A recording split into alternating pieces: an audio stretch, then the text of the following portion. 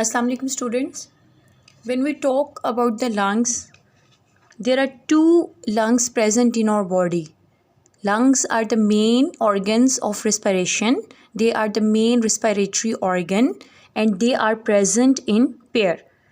Lungs are filled with air and they are present in a chest cavity. Chest cavity is also called thoracic cavity, or you may say that thorax or thoracic cavity. In the chest cavity, both lungs are present at the right and left side. But here you can clearly see that the right lung has 3 lobes. 1, 2, 3. 3 lobes are present in the right lung.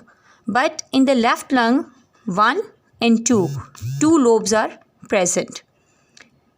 Right lung is slightly larger than the left one. Why? Because heart is present at the left side. To compensate heart, the left side of the lung is slightly smaller than the right one. Then a structure diaphragm is present below the lungs. This structure is called diaphragm. Basically, the function of the lungs is to bring in air from the atmosphere, and passes oxygen basically from the air to the blood and then to the whole body. And at the end of each bronchioles, we know that alveoli are present. So we can say that alveoli are the main structural and functional unit of lungs. Lungs are basically made up of these alveoli.